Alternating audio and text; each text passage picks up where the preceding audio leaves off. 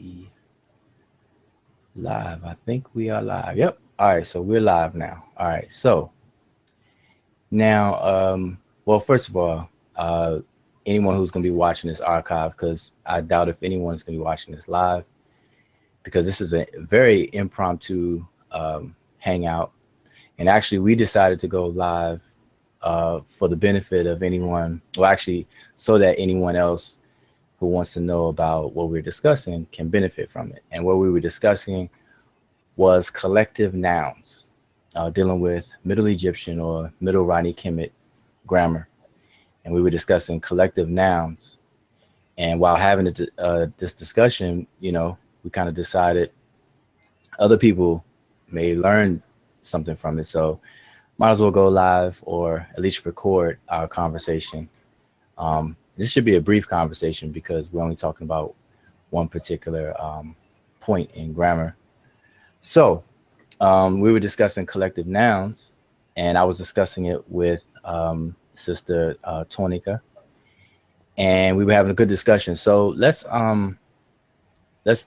go back to the beginning of what we were discussing for the sake of the video and the archive. So I believe you had some questions about collective nouns. I think that's how we got started on the topic. So right. Maybe you could, let's back up and you could re-ask your question or make your comments again, and then we can have a discussion. All right. Okay. Yes, Hotep, this is Tonicah, and well, the question that I had was about the collective noun. I was wondering if is there a difference between a collective noun, singular, dual, and plural? Like or is it like if it's on its own category or if it is on the other categories mentioned? Okay.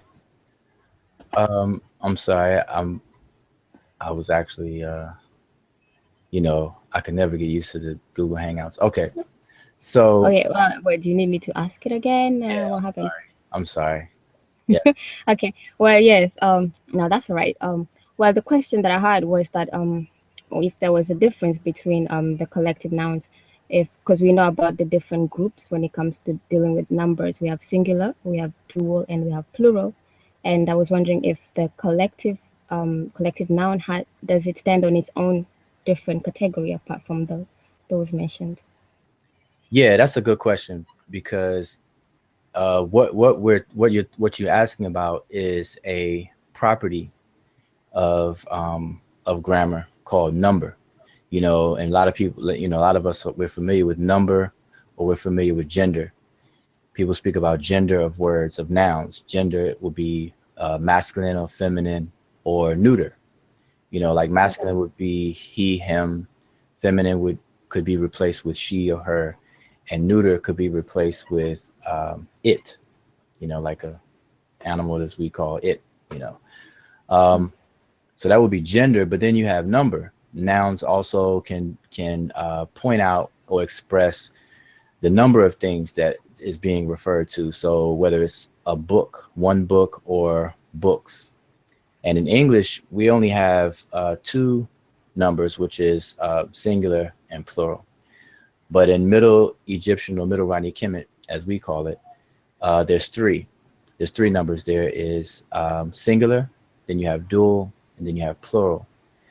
So what you're asking about is collective nouns, whether that's a fourth category of number, and no, it's not. That's why we refer to it as a collective noun, because it's actually singular.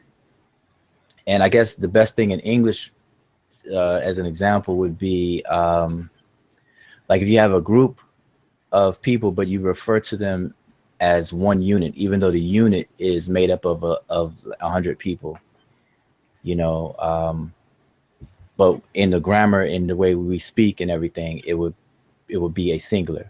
You know, I say the group, and the group, that word is a collective noun because the group is composed of a lot of different people, but it's a singular unit that I'm referring to, the group. You know, instead of saying the groups, because now you're gonna look for several bunches of people. If I say groups, plural, you know, So we have the same thing in Ranykemet, but they're called collective nouns. And I was going to show. Let me share my screen to show an example. Let's see, collective nouns here. Okay. Okay, can you see my screen? Yes, I can. Okay. All right, can you see my cursor? Yep. Okay. All right, so here's some examples of collective nouns. And it'll make sense even in English, because here we have this first one that I'm circling. Hopefully my cursor's picking up on the video as well. We have Mesha, which is a collective noun, and it means army or troop. And if you notice here, that is three strokes that denote plural. But yet this word is not plural, it's singular. Okay, so that it seems a little tricky right now. And then I'll go to the next word. Over here we have Menmenet, which is a word for herd, a herd of cattle, herd of bulls, or whatever. And you see that this also has the plural strokes. These three singular strokes denote plurality normally, but this particular word and the word mesha are singular. So the question would be, how do we know that? How do we know that this word is singular? Because by the way it looks plural. And, the average person will look at it and automatically assume that it's plural, but it's actually singular. Now, how we know that, and this is what defines a collective noun, is that there's something in grammar that's called agreement, where and pretty much many languages have this grammatical feature where the nouns have to agree with words that are associated with them, such as adjectives, such as demonstratives, etc. So even verbs. So like, for example, in English, I will say, she is going to the store. So the verb is the appropriate verb to go with she. But if I say that she is singular, so for a singular subject, which is she, it's actually a pronoun, but it's the subject of the sentence, she is going to the store. So is the appropriate verb to use. But if I want to say something about a plural subject, such as they, it'll be incorrect for me to say they is going to the store. Is would be, I would have to change is to are. They are going to the store. I wouldn't say they is going to the store. Like I would say she is going to the store. So when that verb changes, that's a form that's also called conjugation. But another grammatical term to use for that process is called inflection.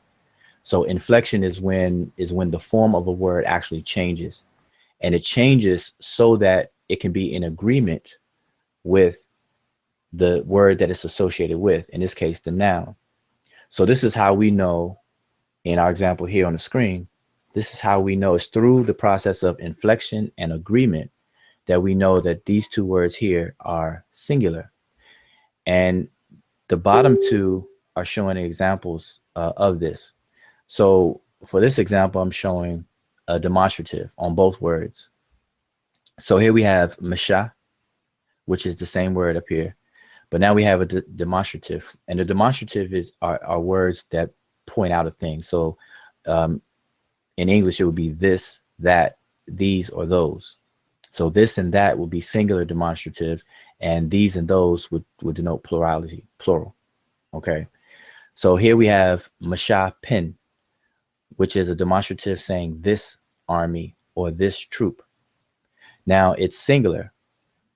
So because the demonstrative is singular, then it lets us know that this noun is singular, although it looks plural with the plural strokes. So what that's telling us is that this is a collective noun, similar to how I said in English, where I would say the group is going to the store. So I would still say is, just like I said, she is going to the store. Now I could say the group is going to the store. So the group is a collective noun in a singular form. But now we know the word group is talking about a multiple amount of people, plural amount of people. So it even makes sense in English that we can see that take place in English. So Mesha Pen would be this army, this troop. And also likewise we have Min Minet 10. All right, and it's this herd. Okay, so and this is singular 10, but it's a plural. It's a feminine demonstrative to match the feminine noun. This noun right here is masculine, so it receives pen. And this noun is feminine, so it receives 10, but it's singular. So pen is singular and 10 is singular. So minminet 10, which would be this herd. So that demonstrates and gives us our definition of what a collective noun is and how to recognize them. So the key thing to remember is the process of inflection, which is the alteration of the associated words. And just to give a different example of inflection, let's just take the word for brother, which is the word sin. Now, if I want to say older brother, I would use the adjective were. The word were is an adjective that means great, big, or old. Okay, so I would say sin were. That means older brother, or my elder brother, or elder brother. Okay, so sin were would be elder brother, older brother. Now, if I want to make that feminine to say sister, I would say sinet weret. I wouldn't say sinet were, because were is the masculine adjective.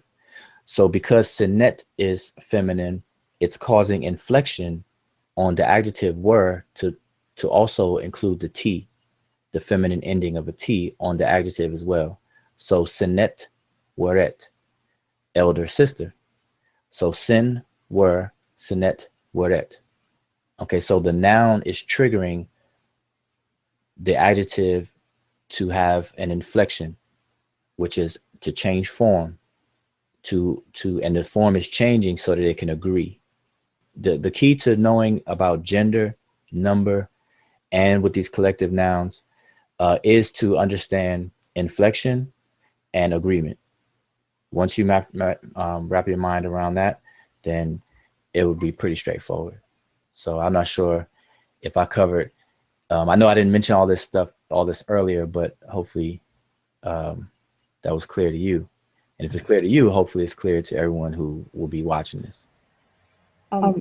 Yes, it's definitely clear because I think before knowing this, like taking the example that we have at the bottom with the Mesha pen, like the way I usually, if I came across that the glyphs, I would probably have to, the way I would transliterate it will probably be something that goes like Mesha pen, you know. But now that I'm aware of those little grammatical rules, then it makes it more. It makes me know what exactly I should be, how to transliterate it better, instead of just looking at the three strokes and just assuming, okay, that is plural. Mm-hmm. You know, Exactly. and having a wrong transliteration. So it makes sense. So we have to be aware of those little grammatical rules and check like what comes next, the demonstrative and the adjectives and whatnot. This should be motivation to go a step further and learn the grammar, because grammar is important. Grammar is the law of language. It's because of grammar that language can work. Grammar sets the rules and standards for the relationships of words. And in order to properly communicate, one person's thoughts to the next person, there has to be some kind of consistent structure to be able to communicate. Otherwise, everyone will, imagine if everyone walked around with their own meanings of all of these words, then it would be really hard to communicate. So everybody can kind of see that. And that's why we have dictionaries, because the dictionaries set the standard for the overall general agreed meaning of all of these different words as it's used today. So we can understand that. But likewise, same thing applies to grammar. Grammar also keeps things in order. It allows us to be able to know how these words are related. to each other inside of sentences, grammar and syntax, I should say. So this should definitely motivate everyone to learn grammar. So, like you said, you would come across this and say Mesha'u pen, Right. assuming that this is plural. Right. That's normal because the three strokes, that's what we learned. The three strokes is plural, two strokes will be dual. A single stroke or no stroke is, the assumption is that it's singular, Right. right? So yeah, so it's very important to know that. Yeah, that's good because from looking at that, it just shows that learning grammar just because the point is to be as precise as you can as we can be, and with the grammar it just helps to kind of like focus it and narrow down to just more precision than we have, when you're just translating without being aware of all the grammatical rules and all that. So I'm excited about learning the grammar anyway because it's all about doing it precisely as precise as it can be. Hmm. Just to give some more examples of collective nouns that some people who are watching the video, they may be familiar with the word, but they may not have known that it was a collective noun. Mm. But let's say the word min, mn, is transliterated as mn, and it means to be stable. It's a verb, to be stable. That word becomes menu, the word menu, which is also a collective noun. And menu means a monument, or especially when referring to a building, it means a monument. It makes sense. The semantics or the meanings make sense because if it's a verb, means to be stable or to be stabilized or fixed, then a monument built somewhere is definitely not going anywhere. So it's stabilized and it's fixed. But in order to identify a monument, they take the same word, a verb, min, and the word becomes menu. All right. So, and it's a collective noun. That's one example. Then we have another one for as far as a feminine collective is the word het, which is a collective noun that means things, plural. Where this shows up a lot that people may be familiar with is in Hotep Dinasut or offering formulas. Usually at the end of the offering formula, you'll see something translated to the effect of all of the perfect and pure things. It comes at the end of a string of different things being offered, such as beer, bread, beer, meat, poultry, alabaster, linen, oils, and things. And then at the end of that long list of things, it will end by saying, and all perfect and pure things. And so the phrase is usually chet, nebet, neferet, wabet. And the word chet is a collective noun. It looks plural because it has the three strokes, but the adjective, if I say chet nebet, chet is feminine. It's a feminine noun, but it is singular and it's a collective noun. So chet nebet, the adjective nebet from the adjective neb. Neb means all. So nebet is the feminine form of that adjective. So it's an agreement. Ket is feminine, so nebet has to be feminine. But it's singular. It's not ket, or it's not ketu, nebu, which will be plural. So these are the clues and rules to help us to identify a collective noun. So that was just an example of a feminine collective noun. Anyway, I hope that makes sense. And Yeah, makes sense. okay, well, let me stop sharing my screen. Put it back. Yeah, so that was, hold on, we have 7 viewers. Oh, that's good. Grammar is important, but yeah, that definitely makes clear sense. Yeah. Okay. All right. Yeah. Okay, so we must have shared the link. Okay, that's good. All right. That's fine. Yeah, was there anything else? I mean, while we here, because I know, today's Sunday, today's Father's Day. I spent all, well, my daughters are with me, so it's just another day. But you know, took my daughters out to get something to eat, Nice. you know, and everything. And I'm sure everybody else is enjoying family time today. And it's Sunday, so it's a weekend, Father's Day, and it's Juneteenth. We have Juneteenth going on, the festival's going on, and we have the NBA finals that are probably going on right now. I believe it started at 8 at my time or Mm. 9. You know, I'm not really a sports person, but I do plan on, um, you know, I got to tell the truth. I do want to watch one game at least, you know, in full. So I'll probably watch the game. So yeah, so I didn't anticipate anybody watching our quick dialogue here, but for the archives, hopefully people can tune in and learn about collective nouns. And if anybody who watches this has any questions, you know, join our Facebook group, Seshew, Medew, Netcher, and chime in on the conversations, bring up questions, share information. If you learned about something and want to share it, and you don't see us already talking about anything, bring it up. You know, Mm.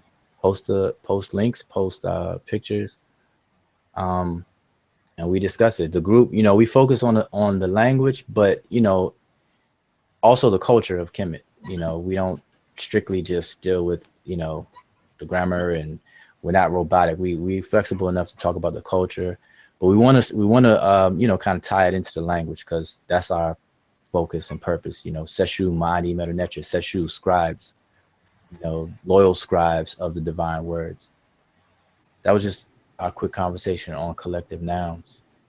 Great. Do we have any questions? I mean, since some people, as you mentioned, are already watching and stuff. I'm definitely not watching the games. I'm just tuning in from a whole different coast. Yeah. but but yeah, I don't know if there's any questions out there, or do you see any questions Oh, in the chat? yeah. Let me check, because yeah, I had no idea that there were people actually watching right now. So let's see. Um, Yeah, while you're doing that, but definitely I see the importance of like learning this grammar, and I know you're coming up with your grammar book, so that will definitely be something that would be extremely valuable because I mean, because you know how it is with grammar, it's one of the most difficult things to get into. You know, we can learn the language and all that, know what this word means and what that word means, and try to patch things together, you know. But once you get the grammar is kind of difficult, but that's what we need so that we have like we get a better picture of the translations and you know what it is that mhm. we're looking at the words. Otherwise, we could have like 1,000 different translations out there and stuff like that. But yeah, this is good, and you kind of broke it down in a more in an easier way to bite and you know and chew in. So it's good because I'm not really you know looking at grammar is really difficult. Like just trying to understand what is being explained, and especially when you deal with with the you know with slash meta nature. That's also a different thing because the rules are different. Like you mentioned, we have singular, we have plural, then we have dual. So this is it's a little bit different with the languages that we are used to speaking. Mhm. So so I guess you know it's good you broke it down in an understandable way. So that's good. Right. Yeah. Well, yeah. Like I said, you know, grammar is very important. Um, you know, and I encourage everyone who's already have a foundation, you know, laid a foundation for like a beginner's level to move, you know, move on and learn the grammar. Definitely. So yeah, I don't see. Well, I see our good brother Satep and Mary Amin, and he's letting me know that this is the last game. So yeah, I'll probably go ahead and tune in to it. They're saying snuck this one in, didn't get the memo. Yeah, you know, we were just having a conversation at first, and I, you know, just decided that other people can benefit from it. So wanted to put the video, go live, and record it, but didn't anticipate people watching live. We have viewers watching now, so it's all That's right. good. It's 8:51. You know, we can go 9 more minutes. We can end it at 9 on the hour. So I didn't see any questions though. Okay. Let's see. Make sure we scroll back. Yeah, no, it's no questions. So, and that's something that's simple. It's just a matter, you know, the whole thing with collective nouns or even gender and number, period. The whole thing is to understand inflection and agreement, because people understand the feminine T, what we call the feminine T ending of words. And when we talk about gender, it's kind of hard for us to wrap our mind around it coming from English and speaking English all of our lives, where, these words are not marked for gender per se. There's some natural gender words such as husband and wife. Wife is naturally feminine. Husband is naturally masculine. But in English, the nouns are not really marked masculine or feminine as they are in other languages, such as Seshew, Medew, Netcher, where the nouns are actually marked. And the feminine marker is the T ending. Now, the masculine marker is null. It's zero. There's no special ending to denote a masculine noun. Now, you will have some masculine nouns that end in T. And it's interesting because the reason why they end in T is because the root itself has a last consonant as a T. It's not an ending.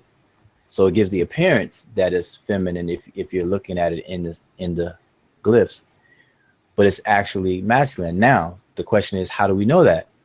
And it goes back to what we were just discussing about inflection and agreement. What's a good word? What's an example? Let's see. I gave one the other day. The word tut for the word image. It ends in a T, and it's a noun. Tut is an image of something. But tut, like the word, like in the name Tut Ankh Amen, the King Tut. So tut is image. It ends in a T. So automatically you think, all right, it's feminine, but it's not, because you can look at the whether inflection is taking place on the adjectives or the demonstratives that are used with that word. Okay, so that's how we are able to determine if something is a masculine or feminine. So remember, gender triggers inflection on the associated words, such as demonstratives and adjectives. So that's all you have. That's a good rule to remember. That's a good way to remember. The noun or the gender of the noun and the number of the noun triggers inflection to take place on adjectives and demonstratives. Okay, because it has to agree. Okay, so the result is agreement, but the process is called inflection. Inflection is the changing of the form. So, and I always use the example, sin were, which is elder brother, versus sinet weret, elder sister. So notice the noun is forcing the adjective to agree with each other. So sin were, sinet with a T, weret with a T.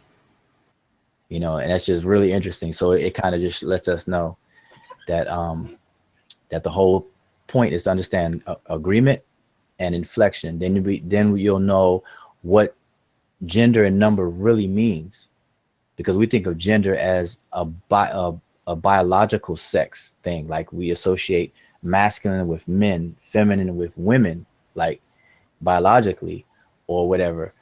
But it's not. It's just a category. It's a property of the noun that causes these other reactions, that triggers reactions in other words. So in its two ways. In Ranykemet, there's only two. There's two forks. Either it's going to trigger a word to do X, or it's going to trigger a word to do Y. If it triggers the word to do X, it's feminine. If it triggers the word to do Y, it's masculine. Yeah, and I just thought that was like a subtle pun. X and Y, X and Y chromosome. But so anyway, but I don't want to drag this out. We got 2 minutes left, and I am gonna watch the game.